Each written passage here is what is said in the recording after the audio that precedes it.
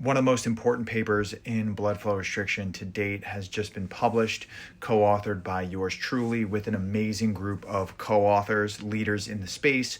The reason why this paper is so important is as the research on blood flow restriction continues to grow, researchers are discounting the importance of device features as well as just general BFR methodology.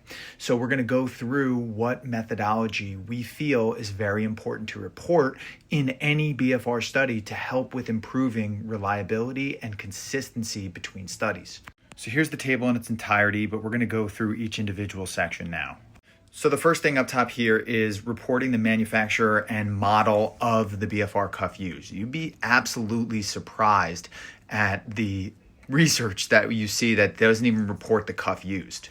The second is the method of pressure assessment. Is it done automatically, like the cuff has a built-in automatic way to assess limb occlusion pressure, or is it done manually? And if it's done manually, how is it done? Is it inflated continuously or in a stepwise fashion? These are important methodological details to report. Third, does the cuff have pressure regulation capabilities? Autoregulation is an important device feature that we need to report and establish its relevancy. So yes, report that.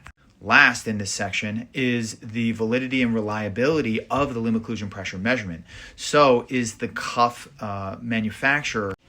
Last is the validity and reliability of the limb occlusion pressure assessment. Is it reproducible? If it is, that's important. If it's not, that's also important. Then we get into the tourniquet cuff itself. So sometimes the tourniquet cuff is different from the actual BFR instrument apparatus. So this is why we want to report that. Second is the cuff selection. What is the criteria for using a particular cuff? Same thing in reporting width as well as material. Then reporting the type of bladder system. We know a multi-chamber cuff is going to behave differently than a single chamber cuff and not be able to determine limb occlusion pressure. This is important because researchers are assuming that a multi-chamber cuff can deliver an equivocal stimulus as BFR done with a single chambered, and that's just not true. And then we get into the last part, which is reporting. Reporting the limb occlusion pressure as well as the operating pressure that you're using with BFR studies. Also the posture of the limb occlusion pressure. So posture is going to change the absolute amount of applied pressure and may impact the acute and or longitudinal stimulus. The timing of the pressure, was it done continuously, intermittently, or resting? As well as whether or not the applied pressure is measured on the limb or not. That's the set interface pressure. What do you think, guys? Do you think this is valuable? Let me know in the comments.